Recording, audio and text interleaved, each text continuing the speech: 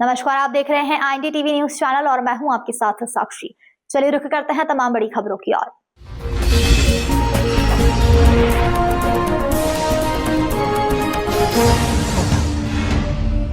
सैकड़ों साल की गुलामी के बाद 1947 में जब देश आजाद हुआ, आजादी के बाद 26 नवंबर को संविधान लागू हुआ।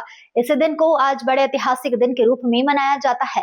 इस अवसर पर इंदौर शहर में भारतीय जनता पार्टी और कांग्रेस पार्टी के द्वारा अलग अलग क्षेत्र में कार्यक्रम आयोजित किए गए हैं। संविधान दिवस की खुशियों को पार्टी के नेता कार्यकर्ताओं ने बड़े ही हर्षोल्लास के साथ मनाया। इस अवसर पर अपने कार्यकर्ताओं को संबोधित करते हुए दिग्विजय सिंह एवं कांग्रेस के वरिष्ठ नेता विवेक तनखा ने बाबा साहेब डॉक्टर भीमराव अंबेडकर द्वारा रचित संविधान के बारे में आम जनता को, कार्यकर्ताओं को अवगत कराया कि यह आज़ादी हमें ऐसे ही नहीं मिली है, तमाम कुर्बानियों के बाद आज़ादी मिली है। उसके बाद बाबा साहेब भीमराव अंबेडकर ने हमारे लिए यह शानदार संविधान बनाया और उसी के अनुसार हमारी सरकार देश की नीति तय करती है। होना चाहिए था। आज संविधान दिवस है। पार्लियामेंट के सेंट्रल हॉल में सब पार्टी और सब पार्टी के लीडर्स एकत्रित हो रहे हैं 11 बजे। बट मेरा पहले से हाईकोर्ट में एक जरूरी केस में एक कमिटमेंट था, इसलिए मुझे आना जरूरी था। तो जब चौकसे साहब का मेरे पास मैसेज आया कि हम लोग एक छोटा सा कार्यक्रम यहाँ कर रहे हैं, तो मुझे लगा जो चीज मैं दिल्ली में मिस कर रहा हूं वो मैं यहां पूरा कर दूंगा। जहां तक संविधान का सवाल है, ये जो किताब है, इस किताब के साथ हम उठते हैं, बैठते हैं, सोचते हैं, खाते हैं, जो कुछ करते हैं जीवन में, इस किताब के इर्द गिर्द करते हैं। ये किताब नहीं, ये गीता है, ये बाइबल है, ये ग्रंथ है।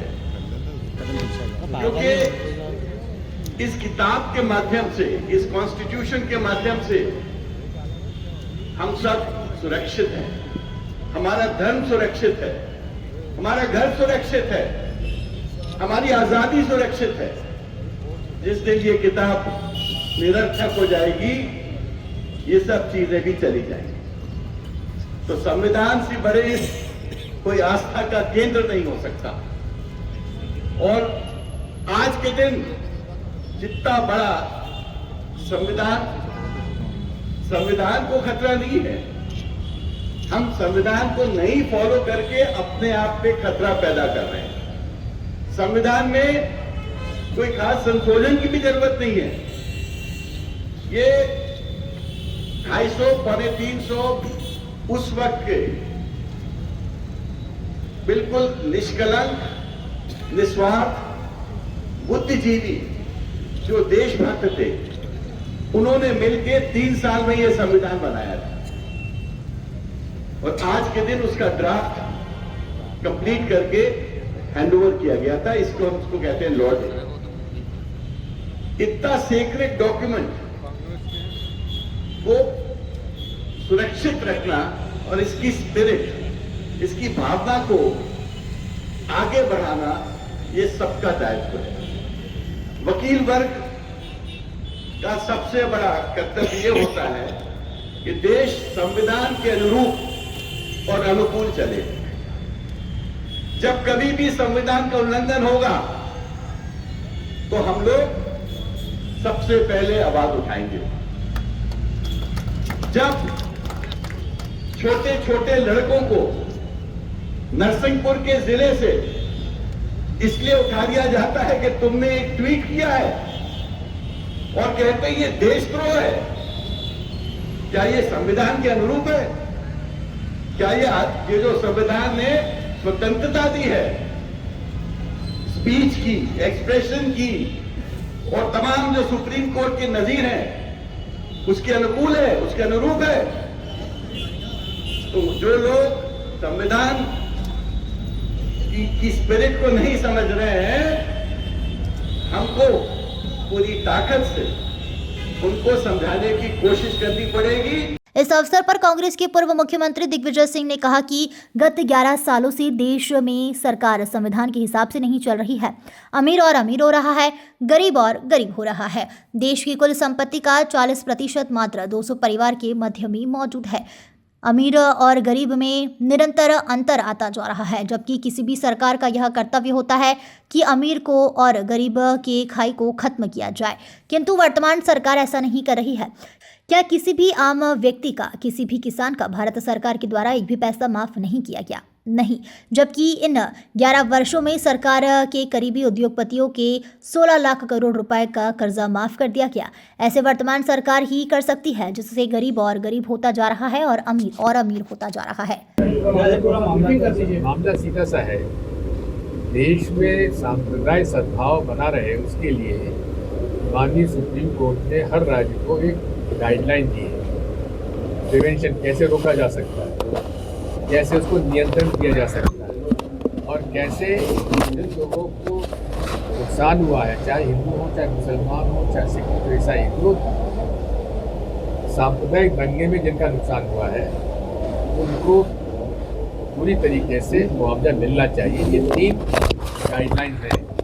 उन गाइडलाइंस का हमने निवेदन किया है कि राज्य सरकार को पालन करना चाहिए, जो पालन नहीं हो रहा है। यही मेरा, इसमें आपको शक है क्या? इसमें आपको क्या शक है क्या? पिछले 11 वर्षों में देश के चुने हुए लोगों का जो पूरे तरीके से विकास हुआ है, कुछ चुनिंदा लोगों का, जो कि आज हालात पूरे देश में ऐसे है, गरीब गरीब होता जा रहा है, अमीर अमीर होता जा रहा है, और 200 परिवारों के पास इस देश की लगभग 40% संपत्ति उनके हाथ में है। आज संविधान में इस बात का उल्लेख है कि सरकार को ये पूरा प्रयास करना चाहिए कि अमीर और गरीब में समरसता हो, आर्थिक समरसता उनमें हो। ये भारतीय संविधान का अंश है। लेकिन मोदी जी की सरकार ने पिछले 11 सालों में अमीरों के 16.5 लाख करोड़ का कर्जा माफ किया। 16.5 लाख करोड़। मैं आपसे पूछना चाहता हूँ, आप पत्रकार लोग, आपका कोई कर्जा माफ हुआ है क्या? किसान का कोई कर्जा माफ हुआ है क्या? छोटे मध्यम व्यापारी कर्जा माफ हुआ है क्या? सारी नीतियां जो है चुने हुए लोगों के लिए बनाई जाती है। संविधान दिवस के अवसर पर भारतीय जनता पार्टी के द्वारा भी रिगल चौराहे पर एक कार्यक्रम का आयोजन किया गया। कार्यक्रम के पश्चात मीडिया से चर्चा करते हुए मध्य प्रदेश शासन के मुख्यमंत्री डॉक्टर मोहन यादव ने कहा कि देश 1000 साल तक गुलाम रहा। गुलामी के बाद देश को आज़ादी मिली, तब यह संविधान बाबा अम्बेडकर ने बनाया, जिसका हम सम्मान करते हैं, और इस संविधान के अनुसार हमारी सरकार ने काम करा है। संविधान दिवस की मेरी अपनी ओर से प्रदेशवासियों, देशवासियों को सभी को बधाई। लगभग 1000 साल की गुलामी के बाद जब देश स्वाधीन हुआ, ऐसे में संविधान के माध्यम से हमारी सारी प्राचीन अच्छाइयों को समेटते हुए दुनिया के भी कई सारे देशों के अच्छे बातों को जोड़ करके जो संविधान की अनुपम देन स्वतंत्र भारत को मिली, हम सबको अपने संविधान पे गर्व है। और हमारे लिए यशस्वी प्रधानमंत्री इस मामले में और आदर्श है, जिन्होंने अपनी शपथ के बाद पार्लियामेंट को मंदिर के भाव की तरह लिया और संविधान को नमन करके हर बार उन्होंने अपनी अगली प्रधानमंत्री कार्यकाल की पारी की शुरुआत करने के साथ संविधान के अनुच्छेद 370, जिसमें देश में 40,000 निरपराध भाई बहनों को, पुलिस जवान को, आर्मी जवानों को कश्मीर में शहादत देना पड़ी, ऐसे में इस कठिनाई को भी दूर करने का माननीय मोदी जी ने मार्ग प्रशस्त करके हमारे संविधान की पवित्र आत्मा के साथ इतने अच्छे प्रकार से जोड़कर चलने का मौका आज हो रहा है। माननीय मोदी जी के कार्यकाल में एक गरीब परिवार का व्यक्ति आज देश का तीसरी बार प्रधानमंत्री बनकर दिख रहा है, और हम सब ऐसे लोग जिनके घर में कोई राजनीतिक क्षेत्र से नहीं आते, ये सच्चे अर्थ में संविधान की इसी भावना का परिलक्षण है कि हर व्यक्ति जिसके भी परिवार में कोई सांसद, विधायक, मंत्री, मुख्यमंत्री, जरूरी नहीं कि उनके परिवार का बने। ये संविधान की मूल आत्मा है कि जनता के द्वारा, जनता के लिए, जनता के हित के लिए चुने जाने व्यक्ति का निर्वाचन होना चाहिए। तो दुनिया के अंदर सबसे बड़ा गणतांत्रिक देश भारत है और आज इसके माध्यम से दुनिया भारत के प्रति नमन कर रही, तो उसका सबसे बड़ा आधार संविधान है। आइए हम सबको सर यूनिटी मार्च में भी जा रहे हैं, इसके बाद भावांतर योजना का दो आपके बड़े कार्यक्रम ने हमारे लिए सौभाग्य की बात है। अपने लिए आज सरदार वल्लभ भाई पटेल ने, जिनने हमारी उस भावना के आधार पर जो देश स्वाधीन हुआ, अंग्रेजों ने चालाकी के आधार पर देश के 600 रियासतों को स्वतंत्र करके भारत को फिर टुकड़ों में देखा था।